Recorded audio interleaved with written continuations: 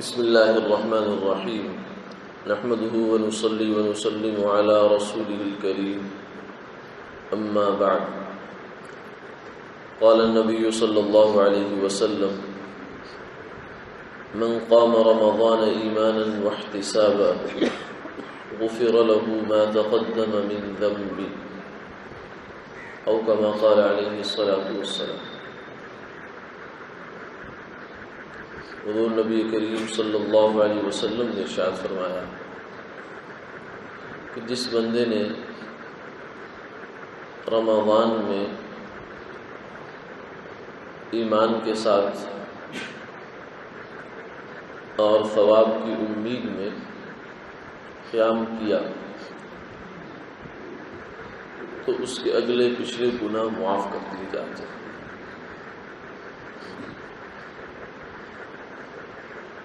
رمضان المبارک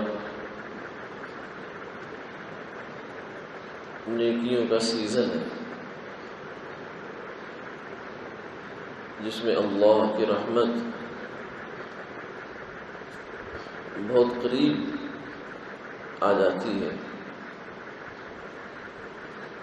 اور انسان چاہے نہ چاہے اسے کچھ نہ کچھ اس رحمت سے حصہ مل جاتا ہے، لیکن خوش نصیب انسان وہ ہے کہ جو اس رحمت سے بھرپور فائدہ اٹھائے، دن میں روزہ رکھے، روزے کے جو آداب ہیں اس کا خیال رکھے، ایسا نہ ہو کہ روزہ سوائے بھوکا اور پیاسا رہنے کے نامہ اعمال میں کچھ نہ بچائے۔ اور رات کا فرمایا قیام، سرکار دو عالم صلی اللہ علیہ وسلم کے بارے میں آتا ہے کہ آپ کا رمضان المبارک میں جو عبادات ہیں وہ بڑھ جایا کرتے تھے۔ عام حالات میں تہجد کی نماز میں آپ کا قیام کا معمول تھا، جو تقریباً سارا سال ہی چلتا تھا، لیکن رمضان المبارک میں اس میں اضافہ ہو جاتا تھا،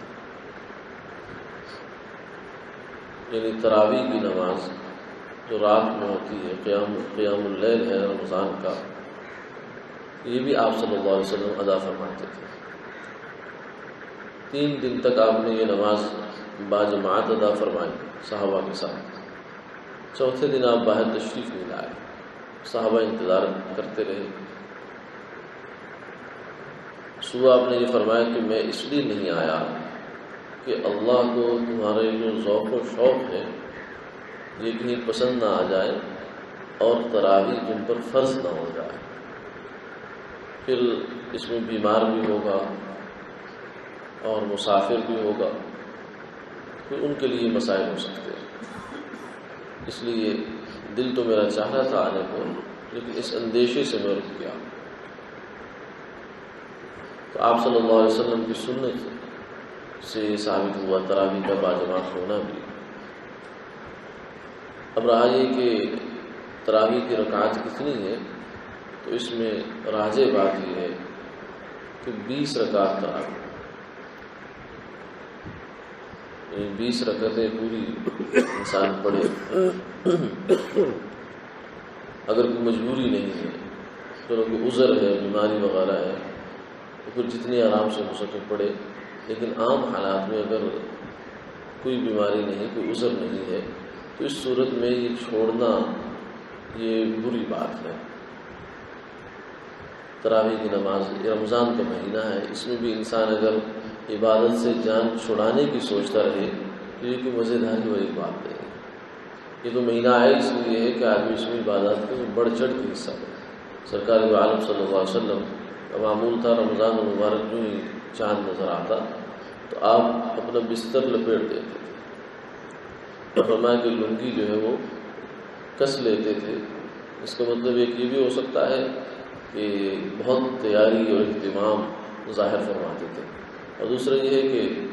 امہات المومنین کے قریب تشریف میں لے جاتے تھے۔ بہرحال مقصد یہ کہ رات اللہ کی عبادت میں گزر جایا کرتی تھی، معمولی سا آرام اپنے لیے کرنا جو کرنا ہے، باقی اس کے لمحات کو تو رات قیمتی بنانے کی صورت یہ ہے کہ عشاء کی نماز انسان باجماعت پڑھے، پھر تراویح پڑھے، پھر وطر پڑھے، پھر آرام کے لیے لیٹ جائے، اور صبح اٹھ کر اللہ تعالیٰ جو توفیق عطا فرمائے تہجد کی نماز میں 2 رکعت، 4، 6، 8 جتنی بھی اللہ توفیق عطا فرمائے وہ پڑھے، اور پھر روزہ رکھے، تو یہ انشاءاللہ ساری رات عبادت کا ثواب مل جائے گا۔ صبح روزے میں سارا دن گزرا، رات اس عمل کے ذریعے سے ثواب کے اندر، قیام کے اندر گزر گئی، تو رمضان المبارک کا مہینہ رحمتوں میں گزر گیا۔ اس لیے وقت آنے سے پہلے اگر ذہن انسان نے بنا رکھا ہو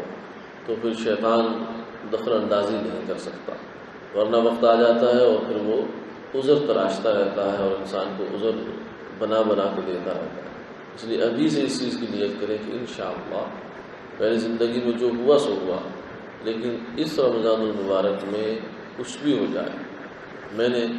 بغیر کسی شدید عذر کے، جہاں شریعت اجازت دیتی ہے، تراویح کی نماز نہیں چھوڑی، پوری 20 رکعت تراویح انشاءاللہ قیام جب اللہ کے حضور کھڑا رہوں گا اور اس کو ادا کروں گا، نہ جانے کہ زندگی میں دوبارہ یہ موقع ملے نہ ملے کہ انسان حسرت اپنے ساتھ لے کر قبر میں چلا جائے۔ اللہ تعالیٰ